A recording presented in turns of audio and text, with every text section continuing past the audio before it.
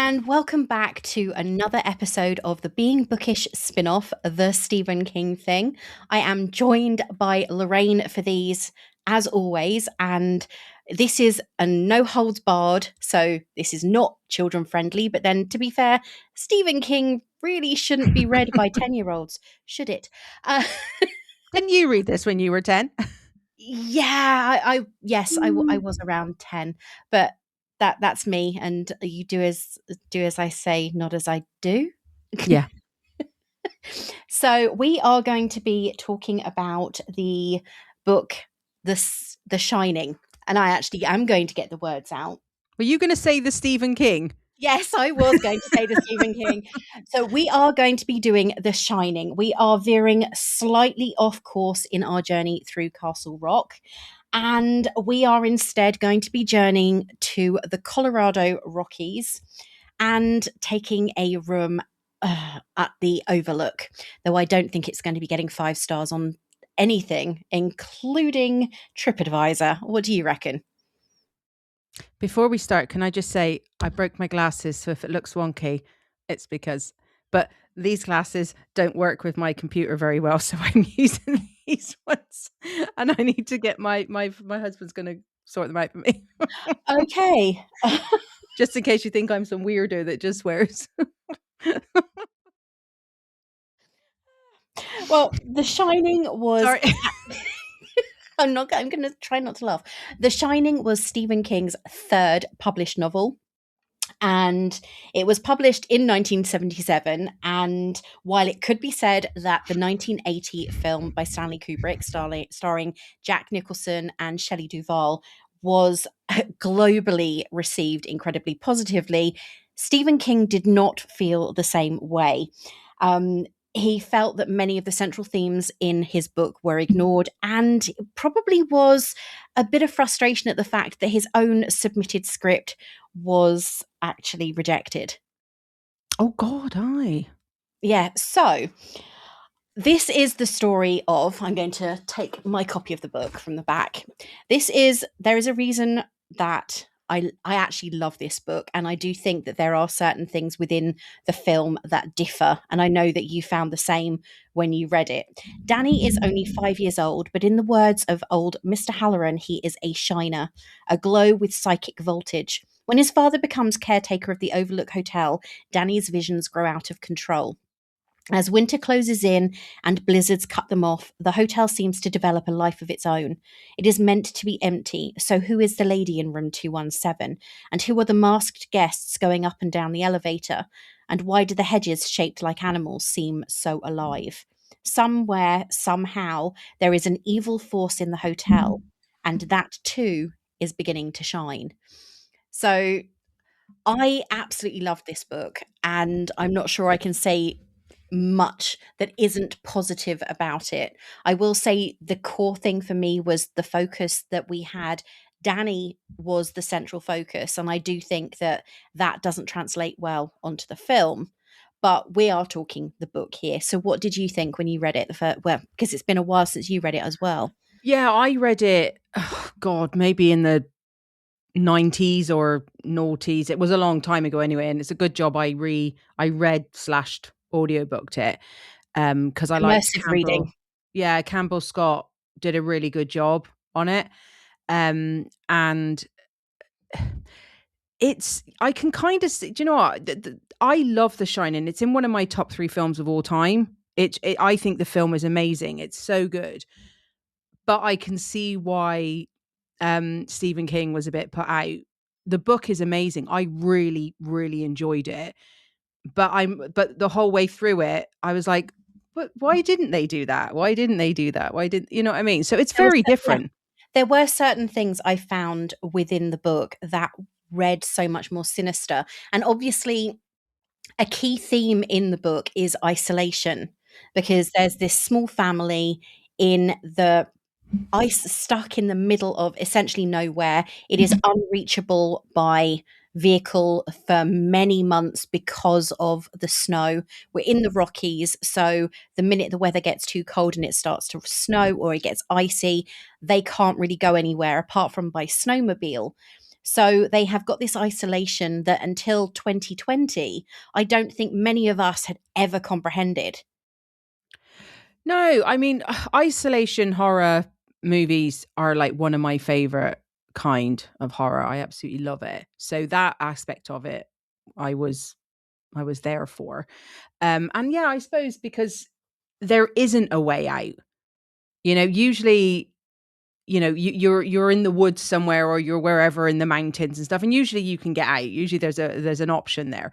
But I think with this, the fact that it's like this is it, you Yeah. know, it's terrifying that this is it. And it does kind of make, as I was reading it, it does kind of make you, I was putting myself in that situation. I've got one child and I'm married, and I was like, oh, how would I do in that kind of, the three of us in that kind of setting? I could see how you would get irritated and all that kind of stuff. But like, obviously this is an extreme version Yeah. of what could potentially happen. But the isolation side of it, I loved.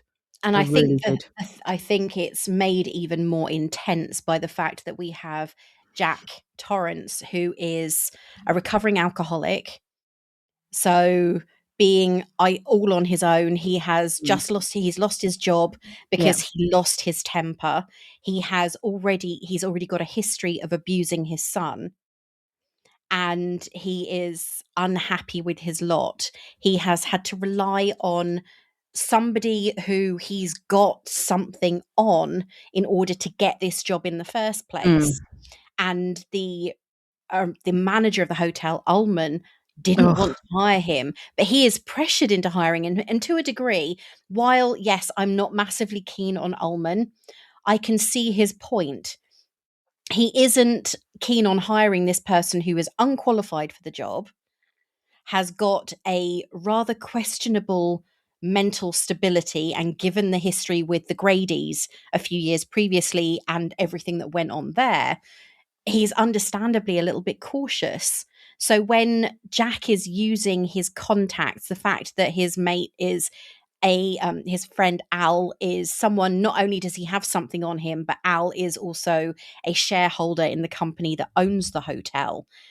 Ullman doesn't have a choice. He's kind of been backed into a corner, so he's reluctantly hiring him. And though he is I started to question his own motives and how close he was tied to the whole Overlook Hotel and its possession by a demon entity of some kind. But he also didn't want to put Jack in that position. Maybe he sensed Jack was quite weak. I personally thought with him that he was like, he didn't know Jack. Yes, Jack has a history. Lots of people have a history. And while there was a lot of red flags with Jack, A lot. one or two, I thought that he was so unbelievably rude. You know what I mean? So there's one thing to show concern, like, do you think this is okay? You've had this, you've had that. Is this really the job for you? You're going to be on your own and all that kind of stuff, right? I Yeah. get that. But did he have to say it in such a rude, disgusting manner? And I think that's very of the time Oh, 100%. when It's people would definitely. speak to you like that. Um, and I don't think, while I know people are very rude today, it wouldn't be so blatant in your face in the workplace, because obviously if you went in and someone spoke to you like that now, you'd be like, right, HR, or I'm going to sue you or I'm going to something. report you. Yes. Yeah. I mean, I wouldn't, but like, a lot of people would. But I found him, I couldn't stand him. I thought he was a complete and utter asshole. So that's the thing. I mean, I didn't like him, but Mm. I could see there were certain things, and because of the history. I mean, the thing is, Jack's got a history, but some of it is so recent. Yeah, but he The took it out alcohol. on the wrong person. Oh yeah, 100%. He took it out on the wrong And person. that's what it was. Like, Jack was his punching bag for his frustration that he was being made do this. The person he should have been angry with and having a go at should have solely been the person that was basically making him do it. Jack's just taken the opportunity, you know? So The he thing couldn't is, control the thing is, Jack has problems. He can't control, the whole way through this. You're just like, Jesus Christ, man. But that guy couldn't control himself either, because he couldn't keep it professional. Oh no, 100%. Yeah. I agree with that. I think that it is very much a case of Jack was in the wrong place at the wrong time. Mm, And there was an element of desperation to the reason why Ullman actually acquiesced and gave him yeah. the job, because anybody else would have given him a mental acuity test and said, no, you are not going to do well in isolation because of your history. Yeah, he was right. He was He right, was to be fair to 100% him. right. But if anything, I think with Jack, because Jack is so like, he's a very arrogant person, and don't you tell me what to do.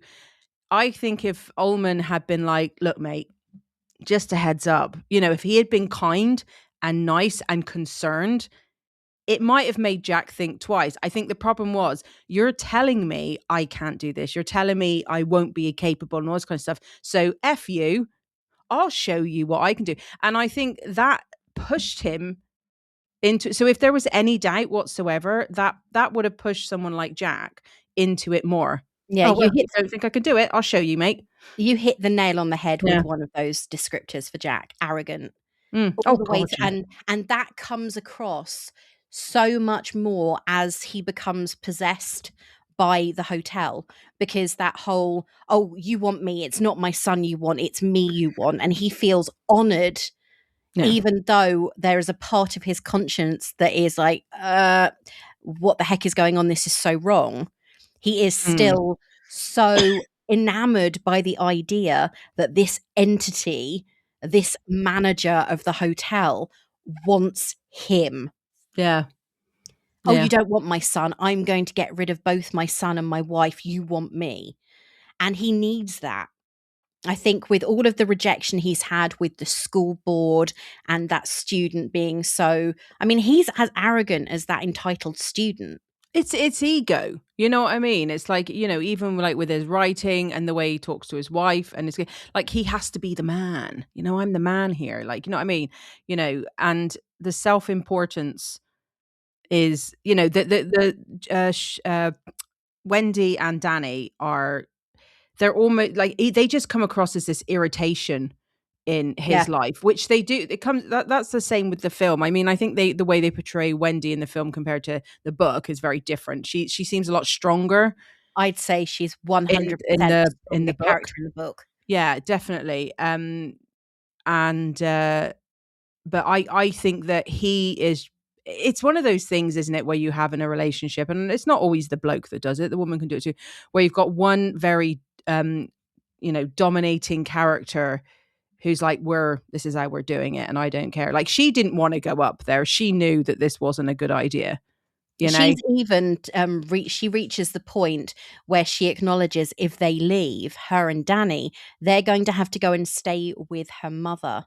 And through Danny's observations, you get that the relationship that she has with her mum, and she's horrified that her son knows this. She Mm. is terrified that her mum is going to take her son away because she's going to prove Yeah. not to be a capable mother. Yeah.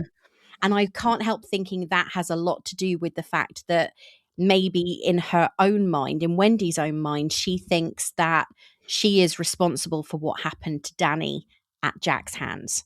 Well, you do, like, and you're not like, I haven't ever been in an abusive relationship with a partner and having a child. So, I'm not going to sit here and act as though I know what's best. But one thing I can say is, listening to someone like Wendy, they don't take it lightly. It's kind of like she knows what he's like. And yeah, we say you should leave him. It's not that easy. And especially in a time where, I mean, I don't know what it was like in the 70s in Women couldn't even America, have a but you credit card. couldn't have a credit card, your house and all that. It was a very different time. And a lot of people put up with stuff, mainly women, because they didn't have a choice. And how bad must her mother have been that she was going to take her chances with this situation rather than go to her? So that's a failure on her mother's part. So Oh, Wendy 100%. Wendy to me, like, she's not, she's not, I know some people would probably think, you should have just taken him away. She's not a weak character. Like, and that's very much shown throughout the Oh, book. Like, she would die for that boy. when she is having that physical fight with Jack at Oh the my end, God. that was brutal, and she really was mama bear at that I moment. It's like, I you are not was getting near my son. Yeah, because like, but in like in the movie when she's on the stairs and she's like got the baseball bat, and she's like, "Stop it, just stop it," like that. It's very weak and She like stabbed him in the back with a knife. But in this, it's like she's like what's her name, the girl from Suicide Squad. Harley Quinn. Harley Quinn. When you see those reels of Harley Quinn with the bat and the way she's like, they say this is what your mother would be like type thing. That's who she reminds me of in this. Like, she's just like, I will do what I have to do. I have to be honest. I mean, this is the second book we've read. I know that you didn't like the way that the Third. no, no, no. The second book we've read, where we've got a Oh, woman sorry. who is in a Yeah. situation with her when her child's in peril. And I Yeah. know that you weren't massively keen on everything that happened in Cujo, but when Mm, she finally does fight, mm. that is exactly what Wendy's like. And she goes to bat for her son, but she goes to bat for her son with a knife. Yeah, like, and that's like, I'm gonna, either you're gonna die or I'm gonna die, Yeah, and and she is it's not gonna be me. It's gonna be Yeah, and you. she is absolutely determined. And I think that obviously we've skipped a lot of stuff, but there is such a build up in this book Mm. to the darkness, and it starts with those creatures in the garden, the hedges. Oh yeah. And it Yeah. sounds weird, but that's one of those things. I mean, quite often in big houses in the UK, in the big Mm. the stately homes, you Mm. see these beautifully sculpted hedgerows, and either they're incredibly neat or they've been made into the shape of rabbits or deer Yeah. or whatever else. I don't think I ever want to see one again. Yeah. No, I know. And I suppose as well, in a certain light as well, they could look worse than they, like, I've seen them around places and they look beautiful and it's all sunny and blah, blah, blah. And Life then is it gets a good. bit darker and it's like, Yeah. "Ah." But I think, it just adds to it really, doesn't it? I Yeah. suppose. Like, what I mean? It adds to the darkness of it when we're But looking at then things like that. but then we have those moments where obviously, I mean, Wendy knows there's something different about her son. She Mm. knows that there are certain things he knows that there's no way he could know. Yeah. But when he goes into the garden and he's attacked by the creatures in the garden, he's chased by them. They're like, "Oh, well, no, you must have just, scraped yourself on some snow," Mm. says his dad. But his dad already knows that something's going on. So Yeah, he's gaslighting him. but I suppose it's like they should be more open with it. But again, in a time where, he would have been put into some sort of, institution for But saying things the like thing is, that. though, they're on their own. Yeah, that's what I mean. For in this situation, he should be more, Yeah, especially like, "Oop." because he has seen it for himself. Yeah. He already witnessed the hedgerows moving and Mm. becoming far more sinister and predatory in the garden when he was working on them. So there's all of these things that are happening, and obviously there's room 217, but this hotel has this fantastic history. It has been the place where presidents have stayed, and heads of state, royalty, celebrities. Apparently, Marilyn Monroe stayed there with Arthur Miller, Mm. and I love that there's certain comments that Danny makes, that his observations about, oh, well, why was she with him? That Mm. the innocence of Yeah. youth, because he looks at her as, she's really pretty. Why is she with him? And he can't understand certain things. But then he has very adult observations he's very astute, and it's quite unnerving. I think, I wonder if his parents were unnerved by his abilities as well as being impressed by his knowledge and his awareness of himself. I would find the whole thing with Danny extremely sad, because there is things he's coming out with, and even things like when he talks about them getting a divorce, and Oh, yeah, she's and like, "Well, how would he he heard know?" them. Yeah, but I mean, like, there's stuff in his head that just shouldn't be in. Like, I would hate to watch a child go through that, and maybe that's what it is. It's like, it's hard to kind of like go along with it because maybe there's a part of them that's like, God, I just hope this isn't true and it'd go away and all this kind of stuff. But he knows stuff, like you said, you shouldn't know. Like, you know what I mean? And it's not just a conversation. He just knows stuff that he shouldn't know. Yeah, he's Um, aware. yeah, and I just think at that age, because, you know, he's, how old is he in this? He's like 7 or 5. something. 5. Um, you know, at 5 you should be thinking about cartoons and, you know what I mean? You shouldn't be put into this, you know. And I think that's one thing the film does. It does visually show you how traumatic it is for Danny. And then, of course, on top of seeing all these things and knowing all these things, he's got a dad that's abusing him. You know, it's a shit life. I mean, apart from his mother and obviously Halloran. Halloran, who I love. And I love that in Welcome to Derry, we get to see quite a lot of him when he's younger. And yeah, I loved that character. And I didn't remember how it went with him in the book. So I was very Because the glad film about. is because the Yes. film is Yeah, incredibly very, different. very different. Yeah. So I liked the whole thing with him in it. But yeah, I find it with kids, like, you know, it's just very sad to That's the thing. watch. King, especially in his earlier books, King has a weird, not obsession with, but he has this way of creating horror stories around children. Yeah, it's 'Cause we not have Carrie, we have Cujo, we have Silver it. Bullet, we have It, we have obviously The Shining, we have Christine, which is, I mean, the guy who owns the car is quite young. We have The Body. All Mm. of those books, Oh yeah, he's very he has a thing about, traumatizing kids. yes, and I think the thing was his son was um quite young when this book came out. Oh, he would have been, wouldn't he? Yeah, Like his son really was, young. yes, but he was also apparently the inspiration for the book. Is that a good thing? It was he was staying in a hotel that was actually the inspiration for the book Yeah. several years before it came out, and he and his wife were the only people that were staying there. He was 5 when There he you came go. out, but younger when he wrote it. Yes. Obviously. Okay. So, yeah, there seems to be this correlation between his children, obviously his children, and Joe Mm. Hill is an amazing writer in his own right, but there is this obsession or this interest, I think, in writing about childhood trauma. Like, I don't know much about Stephen King growing up. Did he have a lot of childhood trauma? I've never actually looked it up, Yeah. but I mean, it would be very interesting to see, but at the same time, it's also his imagination. Apparently, he wrote the first draft for this in 4 months. Is this when he was on his, like, he had his issues with, I don't know. yeah.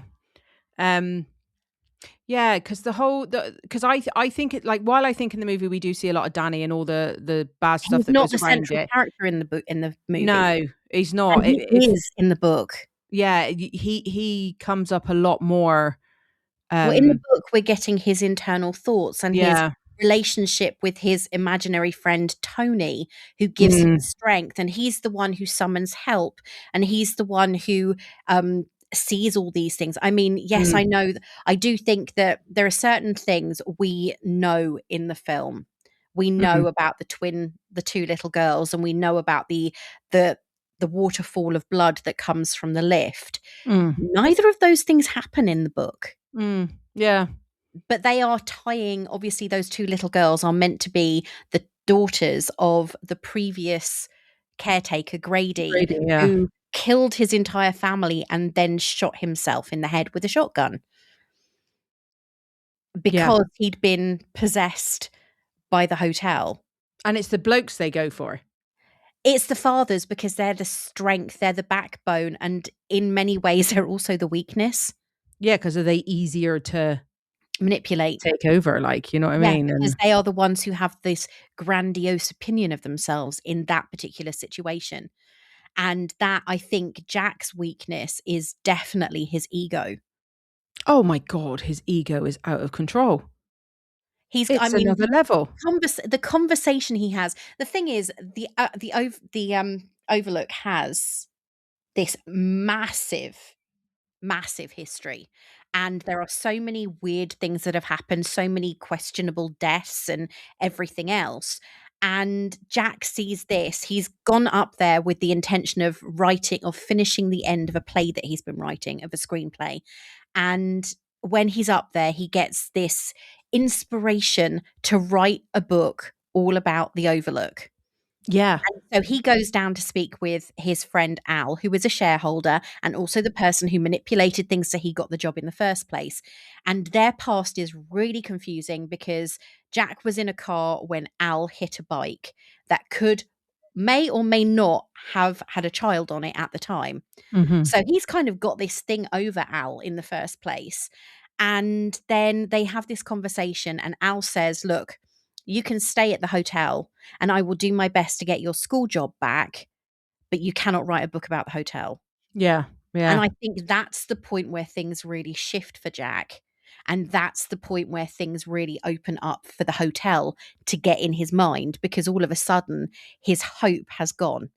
It was like, I Yeah. had this Because fantastic idea. yeah, he was really like adamant, you're not going to do Oh, this. yeah, he was completely, it was kind of Yeah. like, if you do this, it's gonna destroy everything, because I think that there is this sense that they know there is something very, very wrong. It's almost like it's Sunnydale. That But it, hotel's been built on something like Poltergeist. You know, it's been yeah. built on a burial ground or something, and there is no way on earth they want anybody to know, because they'll never get any guests. But isn't it sad though, isn't it, that that they know that this is a possibility, and the way that they um put like this family, three people, like I think in a situation like this, especially after the whole Grady thing, is it should have been more, like if they had any sort of decency, then you would have put maybe a few families in there so that there was more kids to play with and stuff like that. But it was just, obviously it's a money thing, and they just don't care. But I think the fact that he was so against the book about the Overlook being written, like that in itself should be a red flag, because obviously Jack's been downstairs and he's been rooting around all these books and stuff, And we finding discover that scrapbooks the and stuff. reason that was and we discover at the very end that the reason that's there in the first place is because the hotel wanted him to find it. I know. But the hotel, like I do like when you watch films or you have a book and a building is like Oh, one of the it's main sentient. characters. Yeah. Like I love that, Well, I it's think it kind of like, really adds to it. it's sort of like, though a totally different end of the spectrum, Tara in Gone with the Wind Mm, is a character in the book. mm. It's not obviously a sentient creature that is out to possess your soul, but it is a character in the book because it has such a presence to it. And it is the key focus for Scarlett O'Hara. But Yeah. obviously, totally different end of the spectrum. It's kind of like South Fork in Dallas. Yeah, and I think, I recently What? watched the film Ready or Not, and the house in that, it was like they needed that house to do the film. Like, do you know what I mean? It had to be something like that. And I think, because when you look at a place like this, especially when there's no one there. I mean, I've worked in hotels when they've been quiet during the quiet seasons and stuff. Obviously nothing as remote as this. But it's weird, it's eerie, it's creepy even without the history. You've got all these rooms and you're Yeah. like I was up at the very top of this place that I stayed over the winter because they didn't let out many rooms, and it was I think that's the thing that this book particularly depends upon, is that is the whole isolation aspect. It's that mm, you are completely on your own. There is no way out. Nobody is coming to see you.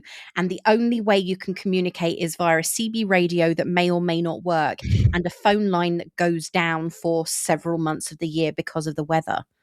yeah, because do you remember the bit where something's happened with Danny, they're trying to get people to come up and the It guy's has like, been stung by so wasps. you want us to stop looking for these people that are lost so that we can That's like, when that's when yeah, Halloran phones, Halloran, yeah, because he's had that call for help. yeah, But then we also have obviously the instance with the wasp nest, oh yeah, yeah, yeah. where Danny, and that is, I think, the first moment they realize that if something like this should happen again, they really are on their own. Yeah, there's no, like, I wonder, and if it's in the book, I've obviously forgotten, but like is there not like a, you know, the way when there's a place in a place where they're like, look, oh, don't go in there because it's such and such. Like, do you know what I mean? Yeah. Like, would it not be known that this hotel has a history in the surrounding areas where they're like, I oh, think well, no, I think that the thing is the management and everything that goes with it PR. is incredibly careful at Yeah. hiding it. And Yeah. they did that with the body. You know, that woman Yeah. who was who committed suicide in the bathroom, and that's the body that Danny sees and Halloran sees it, and that maid saw it as well. Daphne, I think her name was. She saw the body, and that's why she left. Well, Mm. she didn't really leave. She screamed and screamed and they fired her. But they tend to hide these things very Yeah. effectively. And I can't help but think that a lot of that is to do with the way that the hotel is, it's an entity of its own. Well, you get that, don't you, with a lot of things. I mean, even in, what was it? Which a film I didn't watch that long ago, Jaws, when they're like, oh, what? So I think it's when Richard Dreyfuss' character is trying to tell him he needs to shut down. He's like, oh, so you haven't got the tooth. It's like, you know that there's a problem out here, but money. Do you know Yeah. what I mean? And that's the thing with this. It's like, we're going to put this, people could die, you know, but oh well. You know what I You think mean? about it, I mean, throughout history, there have been situations where that has been the case. You get, I mean, even today, you get news articles, a celebrity has done this, and you haven't got any clue who that celebrity is. You've No. got little whispers, but Mm. because they've got an injunction or Yeah. something else, they've got powerful enough contacts or they've got enough money, they have managed to silence any and all gossip, rumors, Yeah. and No. news. And I think, I mean, I get, like, if it wasn't anything like really bad, like they killed or, you know, raped someone or something. But I think with something like this is, you'd think word would get around a bit more, you know, because obviously there's loads of people staying here, but then I suppose not everybody is experiencing, And not you only know, that, maybe it's I mean, the staff are the ones who will see it all because they're the ones who'll be smuggling out the bodies and they'll be the ones that are cleaning up the mess and everything. mm, Then, as we found with room 217, that was one of the rooms they were told not to go into. So yeah, it begs the question, how many people who worked within management, not management from the sort of the house from the building's perspective, but hotel management, how many of them are under the control of this demon creature yeah, while they are staying there, because it's pretty powerful and it really wants, I think one of the theories I read was that the hotel wanted control of Danny because he was so powerful it could break the demon out of its center of control. oh, that's very dark, isn't it? And I Um, do think that that comes up apparently in Doctor Sleep, which is the sequel to this. I haven't read Doctor Sleep, but I watched Doctor Sleep, and there's one scene in it with the guy on a boy, like about 12, on the floor, and what they do. I can't watch it again. I won't watch it again because I found that scene so traumatizing when, what was it, Rebecca Ferguson's in it, isn't it? When she was doing stuff with other people around, and I'm just like, I'm not watching this anymore. It was Ewan McGregor as horrible. well. Huh? Ewan McGregor plays Danny, I think.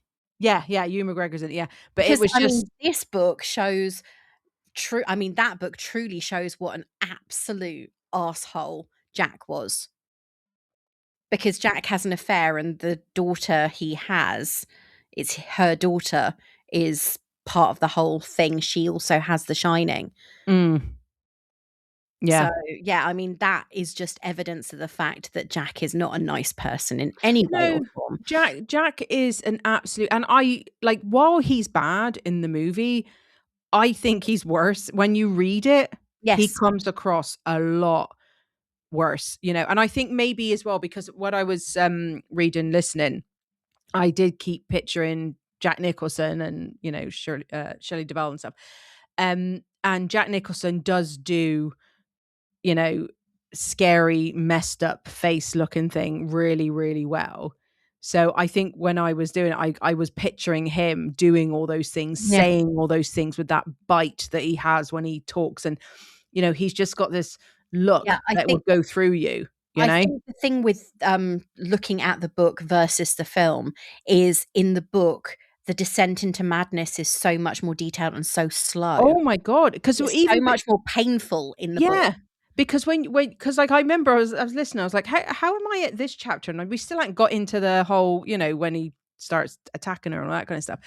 And it goes on forever. But I don't know what it is. Usually with me, I'm like, because I'm not a patient person at all. I'm like, oh come on, when are we going to get to it? But I was really enjoying the long-winded way of going through it all, whereas I usually I wouldn't. I think that is something to do with Stephen King's writing more than anything else. Yeah, he's definitely able to keep me engaged in the the um Story. story. Like, rather than being like, oh, he did this, dead. I'm like, okay. Whereas like he just goes and goes and goes, and I'm like, okay, well, what next? What next? And they're like, I'm always getting annoyed that I have to stop. This type of thing. Oh, I like that. I love when people start feeling like that about a book, whatever book it is, because Yeah. I think there's certain things about the way that this story has been written. And it is, I mean, it gets marketed as a gothic horror. Mm. And part of me is, yes, it is horror, but I'd say it's a gothic psychological horror because Oh, psychological. we are definitely talking about the psyche of these people. We are talking Mm. about how they react to their circumstances. And Jack is the one who really seems broken. Not Jack. Yes, Jack. Yes, Jack. Why was I thinking Jack? I was thinking Jack Nicholson. No, his name's not Jack. Yes, his name is Jack. But his descent into madness is so intense Mm. and so slow Yeah. because we're getting every single little thing that drives him to it, and we hear the voices in his head, but we're also at the same time witnessing the removal of the loss of childhood that Danny is experiencing because of everything he's seeing, and he Mm. loses contact with his inner, not his inner child so much as his inner voice, Tony. Yeah. Tony is, it's almost as though Tony has hidden himself because what Danny has got to go through, he needs all of his strength. No, I agree. The whole Tony thing is interesting, and I like that they've got this name for him. Like, do you know what I mean? Um, but yeah, it. I think as well that's quite terrifying. As well. Like as a parent, you're like listening to Tony's talking again. This type of thing. It's just I think. I mean, because it would be easy to just kind of like shove him into like therapy and all this kind of stuff, but Then it depends because it could just be the imaginary friend that so yeah, many children have. it could, but it's just like with the chest. Remember, he was looking for something, and Danny knew where it was. They thought that the delivery guys had lost it or something. It was his scripts, and they Scripts, yeah, were in his boot. and In front. Tony told me. Were you because they were mad? They thought he had been in somewhere he shouldn't have been, and he's like, no, Tony. Like, do you know what I mean? And the fact that he hadn't been there, and Tony was able to tell him. So imaginary friend is okay when your kids sat there chatting to Tony here, stuff like that. But when Tony's able to tell you stuff that you shouldn't know, it's a bit weird. Like, do you know what I mean? It's like, all right, Danny, Yeah, lock but the I think door. that's the thing. I mean, it could be an overactive imagination and hyper observational skills, but who knows? Yeah, I think because they say, don't they? They say something in it. He might have thought of load of places because you guys were looking at a load of places, and it was the process of elimination. yeah, There's somewhere you haven't looked, and I do get that. There is this thing where there can be an explanation, but that's the odd time. It's a coincidence. Oh, you knew it was there, or that But when it happens as much as it does with Danny, there's only so many times you can be like, yes. oh, that's a coincidence. Occam's razor. Yeah. Yeah, there's only so many times you can do that. Yeah, 100. That's the thing. I mean, I loved the way that they portrayed Danny, and I do Mm, feel that this was his story, mm, which is why I think that I mean, I haven't read Doctor Sleep. It's one of those books that's on my list at some point, but I have got a few to read yet by other authors.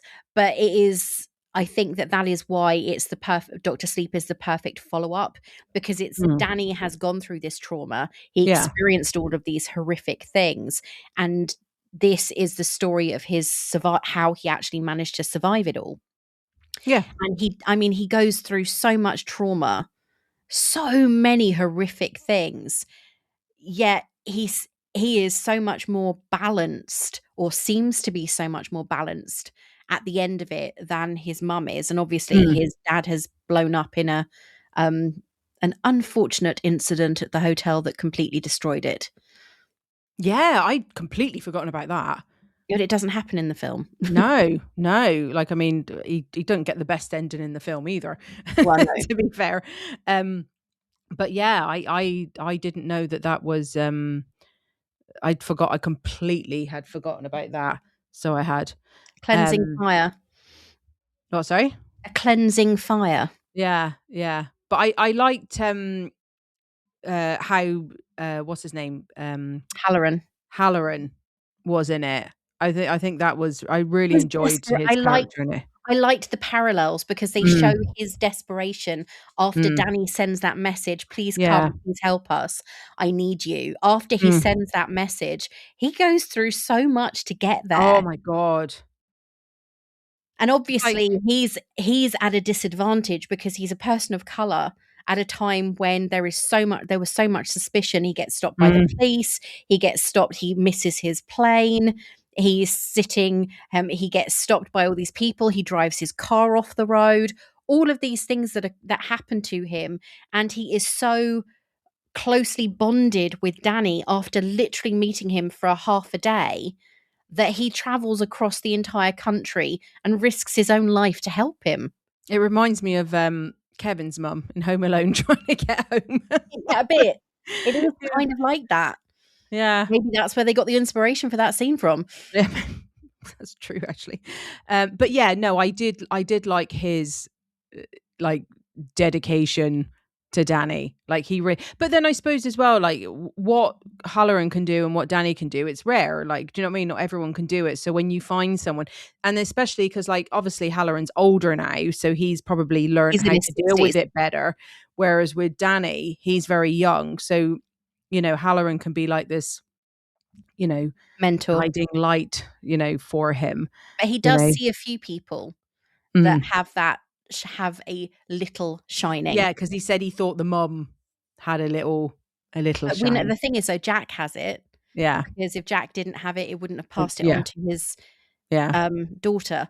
But Yeah. also that woman on the plane, Mm. and one of the women in no, one of the men that he encounters on the journey. Yeah. Yeah. Yeah, so a few people do. It's a weird thing. It's a very weird thing. But Um, I like the fact that it's called The Shining rather yeah. than something else, Yeah. rather than just ESP. Yeah, it's an interesting way to describe it. It makes it sound like a good thing. Yes, it does, though the title doesn't make it sound like a good thing. No. I think the biggest thing is people remember the film. They remember that scene with the cleaver and here's Johnny, and they Mm. remember how weak Wendy was, and they remember Danny on his tricycle seeing Mm. the twins, and they remember the lift scene, but they don't remember. Oh, and they remember obviously at the end of it when we've got Jack in the ice dead, Yeah. but they don't remember the other bits because they don't have such an impact, but they're all in the book. And personally, I think that the book had a greater impact on me than the film did. Yeah, I mean, I I like know I you said, love the film, I absolutely love the film. I think it's brilliant. But I I can really see why, I think I said it at the beginning, why Stephen King was like, what was wrong with my story? You know? Was because there it a doesn't problem? bear that much of a No, resemblance, it really. doesn't. It doesn't. I mean, I think they got, Jack right. Do you know what I mean? And I think Halloran and Danny were portrayed really well. But I think we could have done with more of them. But I think Wendy, I'm like, She was given a massive disservice in no, that because film. yeah, when you're watching the film, you feel like grabbing her and going, "Well, you just bloody, you know, Stand up for um, your son. yeah, exactly."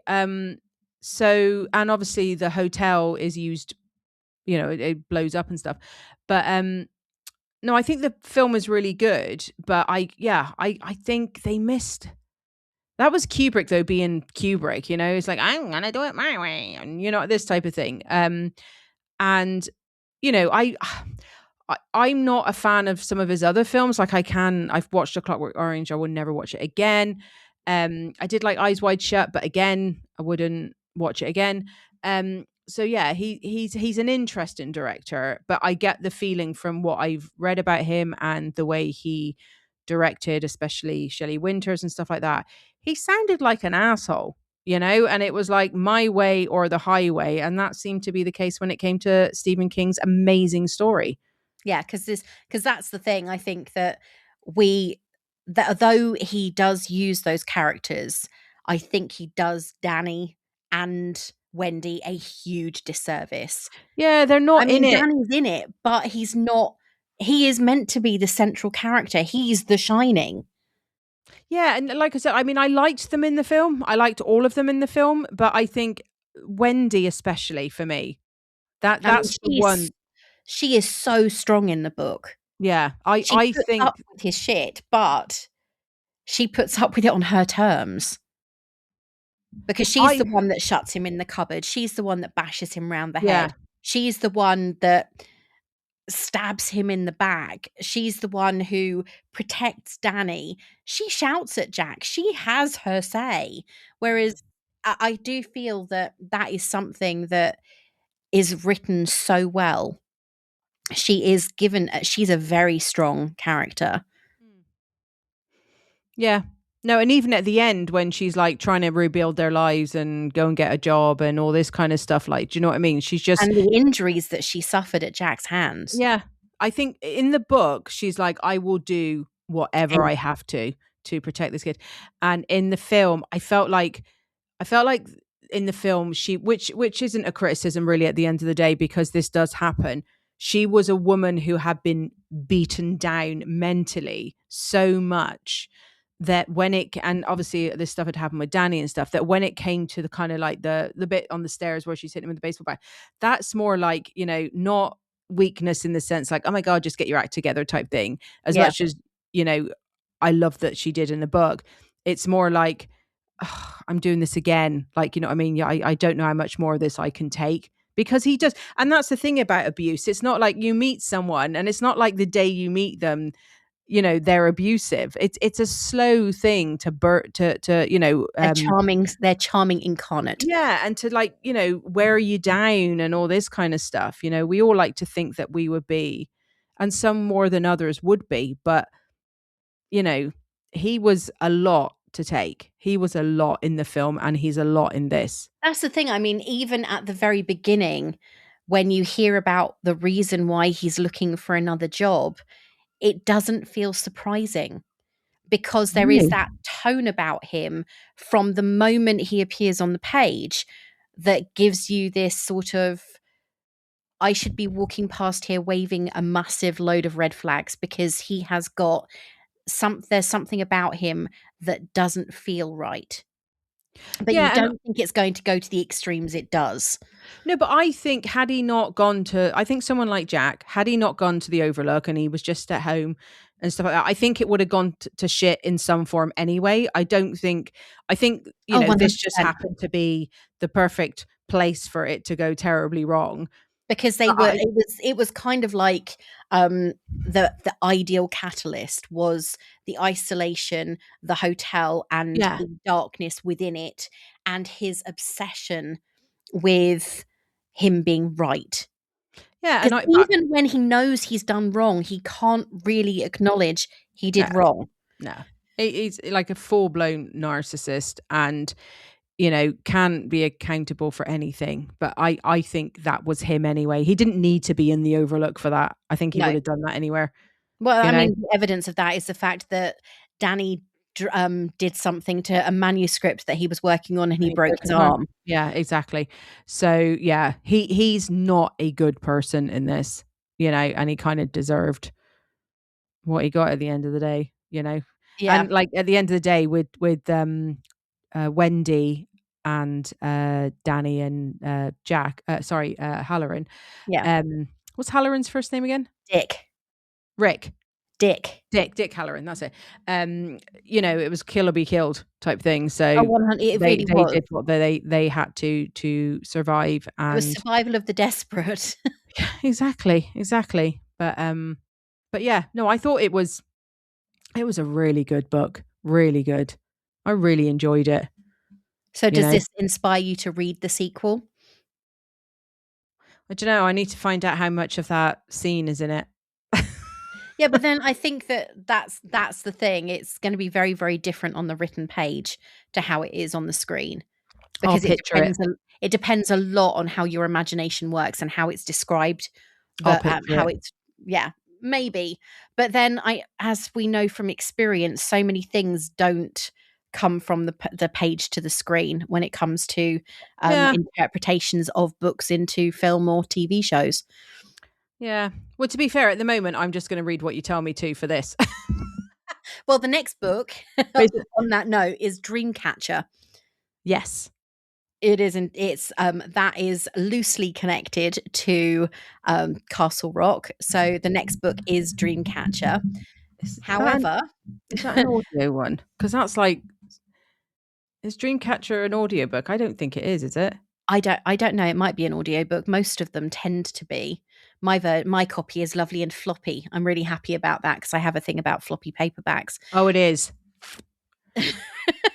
Well, you can do an immersive read on it then. I do, but 19 hours. Jesus. Yeah, but this one was 14 and something, wasn't it? Yeah. But Um, ultimately, what did you really think of The Shining, having not read it for a good few years? I just thought it was so good.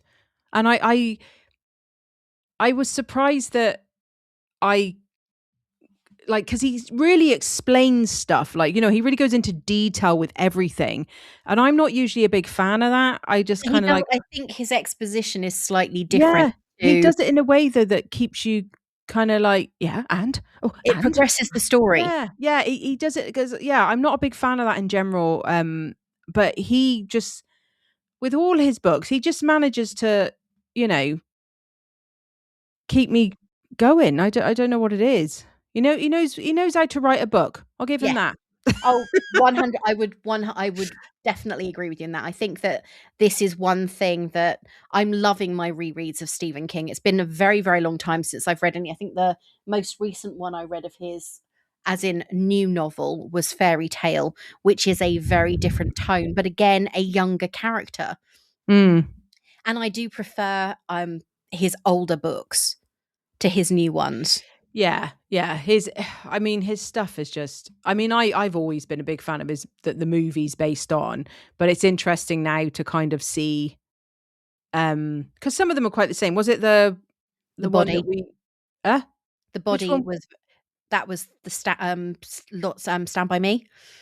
Yeah, was it Cujo or the Dead Zone? Isn't the Dead Dead Zone. Zone was quite similar, isn't it? Yes, Yeah, and that one. so is, another one that is very, very similar, Misery, Misery. There. which Yeah, we've because we also did done. Misery. Yeah, yeah, yeah. We did. We did Um, both the film and the book of Misery, yeah, and they are similar enough that you can yeah, see Stephen King's work on the screen.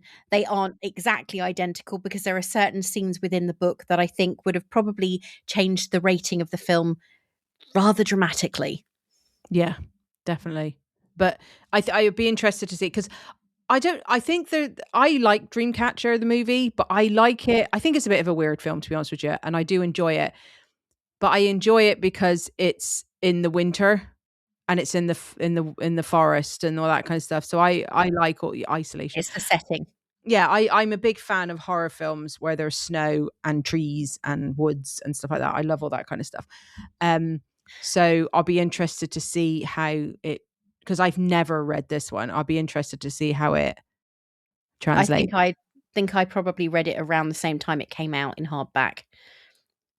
God. So that was what? So very 2008. Oh. so it's not that long ago, really. Oh, hang on. Then it's got us 2001. Maybe that was a film because it says 2001. In that case, Simon and so Schuster. 25 years. Yeah. Yeah. That's not Yeah. too bad.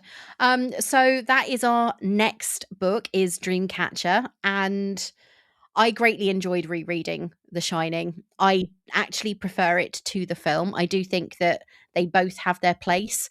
They are both Yes. very, very different mediums, and I think in a way they are kind of different stories. Yeah. I don't know what one I prefer because I love the Shining film. It's very, But very difficult when it's your favorite, one of your favorites. I like you said, I don't think it's the book. So it's almost like I can't because You I can know a lot of separate people the go, two. the book's so much better. But I think for me, it's like I can't almost compare the two because they're not the same story to an extent, if that Yes, makes sense. exactly. Oh, Yeah. that makes 100% sense. I know exactly where you're coming from with that. It's almost so you can watch them, you can separate the two in your head Yes. because one doesn't feel like it is the other. No. But I would be curious for Stephen King to give his script to someone else and be like, make it again. Just like They just have they have done. they They did a mini series. oh, they did. Ooh, They did a mini series of The Shining. they So did. I forgot about that. may well be worth actually at some point touching on that one. Yeah. But until next time, Mm, this is the Stephen King thing. I'm Ray and she's Lorraine. I am indeed. So we'll speak to you next month with Dreamcatcher. Bye bye.